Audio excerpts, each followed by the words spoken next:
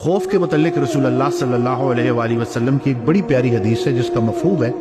کہ اللہ تعالیٰ نے کسی بھی انسان کے لیے دونوں جگہوں پہ خوف نہیں رکھے، یعنی کہ اس دنیا میں بھی اور آخرت میں بھی۔ سمجھنے والی بات یہ ہے کہ جو انسان یہ زندگی اللہ کے خوف کے ساتھ گزارے گا، اللہ سے ڈرے گا، اس کو آخرت کے دن کوئی خوف نہیں ہوگا، اور جو یہ زندگی اللہ کے خوف کے بغیر گزارے گا اس کو آخرت کے دن بڑا خوف ہوگا۔ تو یہ بڑی ایک موٹیویشنل سی حدیث ہے کہ جو انسان بھی خوف کو ڈائریکشن دے گیا، یعنی کہ جیسے بچہ نیند میں ڈر کے جاگتا ہے تو ماں کو پکارتا ہے، ویسے ہی انسان جب زندگی سے ڈر کے اللہ کو پکارے تو اس کو بات سمجھ آ جاتی ہے۔ اللہ کے ڈر کی ایک بہت پیاری بات یہ ہے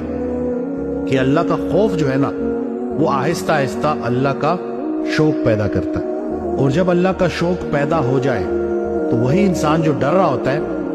وہ حاصل کو محرومی سمجھنے لگتا ہے اور محرومیوں میں حاصل کو تلاش کرنے لگتا ہے، حاضر کو غائب سمجھنے لگتا ہے اور غائب کو حاضر سمجھنے لگتا ہے۔ یہ واردات جب انسان پہ ہوتی ہے اور جب اللہ اپنے راستے پہ انسان کو لے کے چلتا ہے تو سٹارٹ میں تو بڑی دشواری آتی ہے، لیکن آہستہ آہستہ چونکہ اللہ بھی ساتھ ساتھ آپ کے چلتا ہے، آپ کے قریب ہوتا ہے،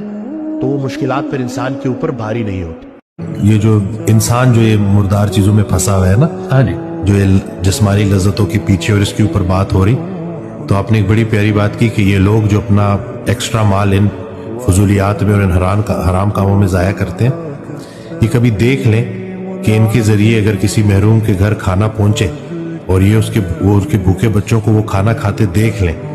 تو جو لذت اس سے ملتی ہے وہ ان چیزوں میں کدھر ہے؟ یہ کدھر پھنسے پڑے ہیں؟ سیکس میں، شرابوں میں، ان چیزوں میں۔ وہ ایک دفعہ دیکھ لیں کہ وہ جو تسکین ان بچوں کو ملتی ہے وہ کھانا کھا کے، اور ان کے چہرے پہ جو خوشی آتی، تو وہ کب کا ان چیزوں کو چھوڑ کے نکل آئے۔ لیکن بس انہی مردار چیزوں میں پھنسے ہوئے، وہ جو بلند پرواز ہے نا، وہ انسان کہیں بھول گیا،